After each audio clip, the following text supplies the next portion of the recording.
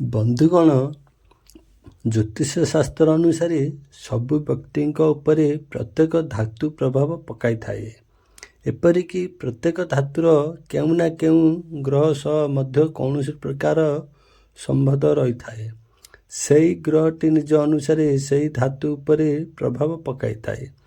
ତମ୍ବା, ପିତ୍ତଳ, ସୁନା, ରୂପା କିମ୍ବା ହୀରା ଆଦିରୁ ବନିଥିବା ଆଭୂଷଣ ଏହି ସବୁ ବ୍ୟକ୍ତିର ଜୀବନର ଉପରେ ମଧ୍ୟ ଭଲ ପ୍ରଭାବ ପକାଇଥାଏ।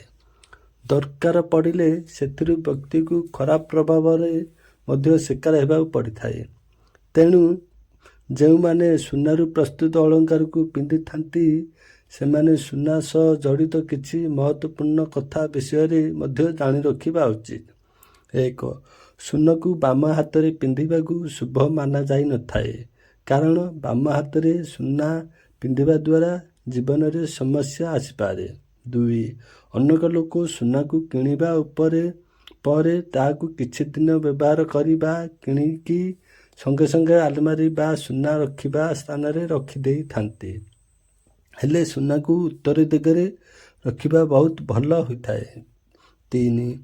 ବେକରେ ସୁନାର ଚେନ୍ ଓ ଡାହାଣ ହାତରେ ବିଶି ଆଙ୍ଗୁଠିରେ ସୁନାର ମୁଦି ଲଗାଇବା ଦ୍ୱାରା ଦାମ୍ପତ୍ୟ ଜୀବନ ଭଲ ରହିଥାଏ।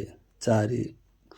ଯେଉଁ ବ୍ୟକ୍ତିମାନେ ସମାଜରେ ମାନ ସମ୍ମାନ ପାଇବା ପାଇଁ ଚାହୁଁଥାନ୍ତି ତେବେ ସେମାନେ ସେମାନଙ୍କୁ କିଛି ନା କିଛି ସୁନାର ଆଭୂଷଣ ପିନ୍ଧିବା ଉଚିତ। 5. ଗର୍ଭବତୀ ମହିଳାଙ୍କୁ ସୁନା ପିନ୍ଧିବା ଉଚିତ ହୋଇନଥାଏ। ଯଦି ଦରକାର ପଡ଼ୁଛି ତେବେ କମ୍ ସୁନା ଗହଣା ପରିଧାନ କରନ୍ତୁ। ହେଲେ ଗର୍ଭବତୀ ମହିଳାମାନେ ନିଜ ଶରୀରରେ ଅଧିକାଂଶ ସୁନା ପିନ୍ଧିବା ଦ୍ୱାରା ସମସ୍ୟା ଆସିଥାଏ। 6. ସୁନାକୁ ନାଲି କିମ୍ବା ହଳଦିଆ କପଡ଼ାରେ ବାନ୍ଧି ରଖିବାକୁ ବହୁତ ଶୁଭ ବିବେଚନା କରାଯାଇଥାଏ। ସେଥିରେ କିଛି କେଶର ରଖି ତାହାକୁ ବାନ୍ଧିକି ରଖନ୍ତୁ, ଯାହାଦ୍ୱାରା ଘରେ ସୁଖ ସମୃଦ୍ଧି ବୃଦ୍ଧି ପାଇଥାଏ।